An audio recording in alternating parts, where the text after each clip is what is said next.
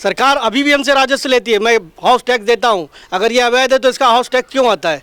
ये अवैध इसलिए होगा कि जब इनको वोट की जरूरत पड़ती है तो हम लोग वैध हो जाते हैं। हमें नोटिस ना मिले उससे पहले ही हम अपना बचाव करने के प्रयास में लगे हैं। और अगर मैं बात करूं तो पूरे लखनऊ में कहीं 8 लाइन की सड़क आज भी नहीं है। उत्तर प्रदेश सरकार लगातार अवैध भवनों के खिलाफ, अवैध बिल्डिंगों के खिलाफ बुलडोजर कार्रवाई कर रही है। इसी रिगार्डिंग लखनऊ में भी अकबर नगर करने के बाद इस समय हम मौजूद हैं हैदर कैनाल मलिन बस्ती में। यहाँ पे आप देख सकते हैं नाला, यहाँ पर ये लगभग 14 किलोमीटर का नाला है और इस पर एविएटर की बनाने की बात चल रही है और इस बस्ती को कहीं ना कहीं अवैध बताया जा रहा है और इसको तोड़ने की बात कर रहे हैं। हमारे साथ कुछ लोग यहाँ के हैं, इनसे हम बातचीत करेंगे और जानेंगे क्या बात हुई। यहाँ पे कल चंद्रशेखर आज़ाद भी आए थे और इन लोगों से बात किया।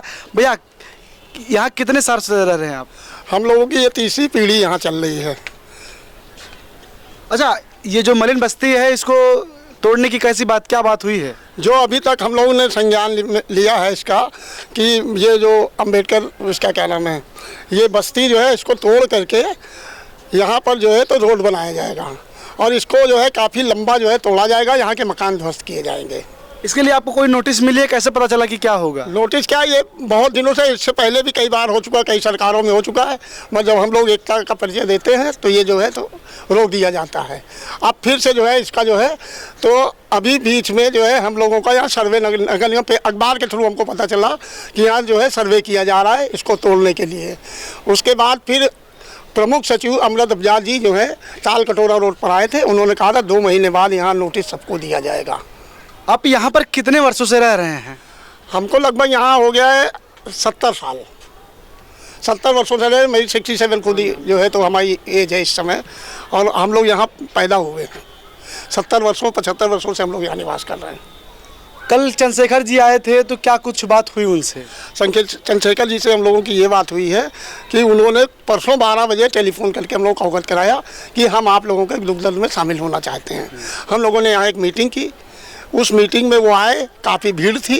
उन्होंने भी ये कहा है कि हम ये लड़ाई जो है संसद तक ले जाएंगे और संसद में इसकी लड़ाई लड़ी जाएगी और यहाँ मकानों को उजाड़ा नहीं जाएगा, लोगों को जो है मकानों को जो है तोड़ा नहीं जाएगा, इसकी लड़ाई लड़ी जाएगी।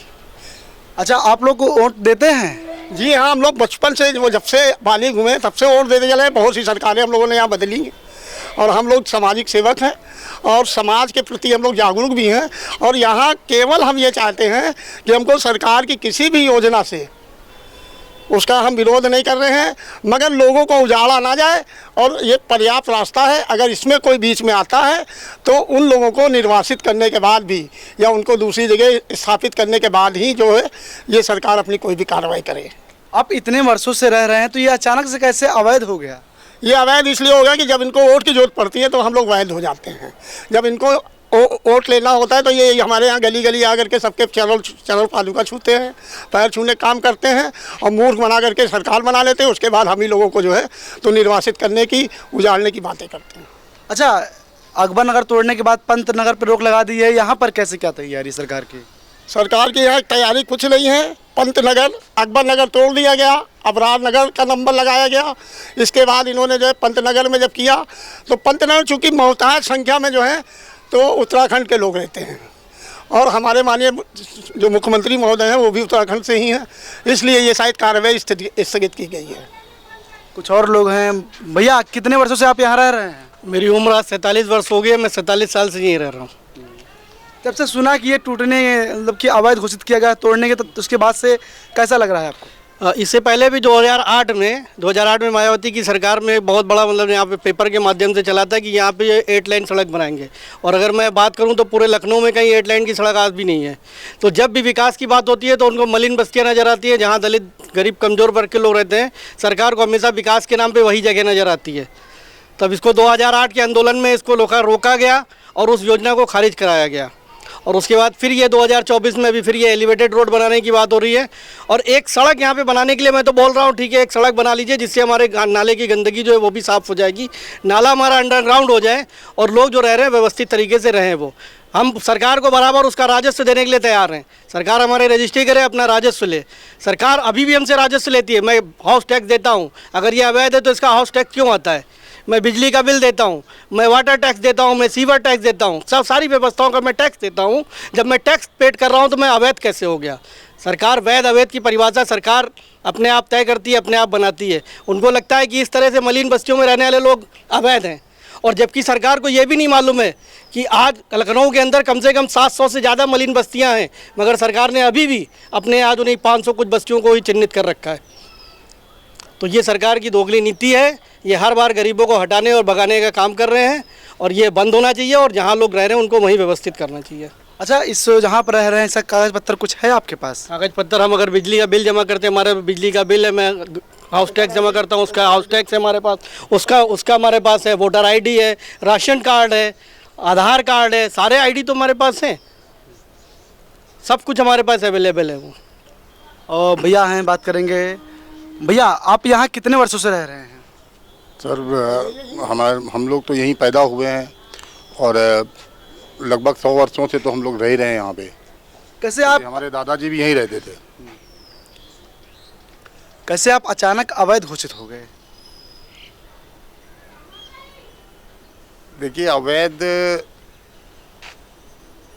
घोषित होने में जो ये चीज़ें हैं हमारे पास, अगर यहाँ का कागज़ की बात करें तो कागज़ के नाम पर भाई हमारे पास जो चीज़ें हैं, Aadhaar card, voter card, ration card, बिजली का बिल, ये चीज़ें हमारे पास हैं। हम यहाँ रह रहे हैं, जो जैसा कि बताया गया कि भाई एक लॉ है कि 10 वर्षों तक अगर कोई किसी के मकान में रह रहा है तो उसको खाली कराने का मकान मालिक, ऐसा कुछ नियम है कि 10 वर्ष तक अगर कोई किसी के मकान में रह रहा था तो मकान मालिक उससे खाली नहीं करा सकता है। तो हम लोग 100 वर्षों से यहाँ रह रहे हैं, तो ये जगह हमसे खाली कराने की बात क्यों की जा रही है? देखिए सर, यही तो विडंबना है कि हम कहाँ जाएंगे, और सरकार जो है हमारे लोगों को कुछ देना नहीं चाहती, क्योंकि ये यही बता रही कि हम अवैध रूप से यहाँ रह रहे हैं। अवैध हैं अगर हम, तो हमें वो क्यों देगी भाई? अगर मान लीजिए कि ये जगह को वो नजूल बता रही है, तो नजूल जगह पे वो हमें कुछ देना नहीं चाहती है, और अगर देना भी चाहती तो अपनी मनमानी के हिसाब से देना चाहती है, हमें कोई सुविधाएं नहीं। कुछ समय पहले हम लोगों ने इस पर काम किया था, जिसमें क्योंकि ये घटना आज ही नहीं घटी है, इसको उजाड़ने की इससे पहले भी यहाँ पर इंदिरा गांधी जी के समय में भी ऐसा हुआ था। फिर अभी बीच में मायावती जी ने जब ये प्रेरणा केंद्र का निर्माण किया गया था तो उस समय भी इसको किया गया था। तो उस समय हम लोगों ने इस पे काम किया था, जिसमें काफ़ी लोगों से बातचीत हुई, डीएम साहब से भी बात हुई थी। तो इसमें पुनर्वास और पुनर्स्थापना की बात की जा रही थी, पर पुनर्वासित करने के लिए या पुनर्स्थापित करने के लिए ये हो रहा था कि भाई देखिए, जिनके पास यहाँ का कोई ऐसा वो नहीं है, उन लोगों को यहाँ से हटा के वो कहीं भी फेंक देंगे, उनको कुछ दिया नहीं जाएगा उसके बदले में। अगर दिया जाएगा तो उससे पैसा लिया जाएगा, या ये जो मकान है इनको यहाँ के लोगों को अगर हटाया जाएगा तो इनको किस तरह का मुआवजा सरकार के द्वारा नहीं दिया जाएगा। इस बस्ती में लमसम कितने घर होंगे? देखिए सर, ये बस्ती ये प्रभातपुरम से शुरू होकर के ये आपके चिड़ियाघर तक गई है, गुमती में जा कर के ये नाला मिला है, और जितना ये नाला है उतने नाले के किनारे लोगों की बसाहट है। तो एक आंकड़ा तो मैंने आपको दे पाऊँगा, पर यह है कि ये करीब 16 किलोमीटर में, जैसा बताया जा रहा है, 16 किलोमीटर में लोग यहाँ से लेकर के वहाँ तक बसे हुए हैं। 20,000 के आसपास। अब 16 किलोमीटर में आपने अभी जो देखा कि यहाँ की बसाहट को आपने कवर किया है, तो उसके हिसाब से आप एक लगा सकते हैं एवरेज कि भाई किस तरह से लोग यहाँ रह रहे होंगे। क्या कोई मतलब नोटिस आप लोगों को दी गई, कुछ निशान लगाए गए? नहीं सर, नोटिस अगर दी जाएगी तो हम लोग समस्या में आ जाएंगे। हमें नोटिस ना मिले उससे पहले ही हम अपना बचाव करने के प्रयास में लगे हैं, इसीलिए हमारा ये संघर्ष चल रहा है कि हम तक नोटिस ना आए, क्योंकि नोटिस आने के बाद हो सकता है कि हम अपना बचाव ना कर पाएँ। और इसको अवैध करने के बाद कोई आपको रहने का कोई ऑप्शन दिया गया कि नहीं दिया? देखिए, जैसा अकबर नगर वालों को दिया गया दोबग्गा में, तो उनको चिड़ियाघर जैसे नहीं होते, छोटे छोटे से मकान है 280 स्क्वायर फीट के, जिसमें उनका सामान भी नहीं आ पा रहा है। अब हम लोग जिस तरह से यहाँ रह रहे हैं, इस तरह से ऐसा कुछ हम लोगों को भी नहीं बताया गया है। कई लोगों से बातचीत हुई और बताया कि यह जो बस्ती है इसको अवैध घोषित किया जा रहा है। यहाँ पे कई वर्षों से रह रहे हैं और इसका हाउस टैक्स, बिजली टैक्स, पानी सब कुछ का बिल दे रहे हैं, लेकिन अचानक से अवैध घोषित करना कहीं ना कहीं इन लोग के ऊपर बहुत बड़ी समस्या का भार दिख रहा है और ये अपने बचाव के लिए लगातार संघर्ष कर रहे हैं। तब तक हमारे साथ जुड़े रहे। कैमरामैन मेराज के साथ मैं नवीन यादव, लखनऊ। धन्यवाद।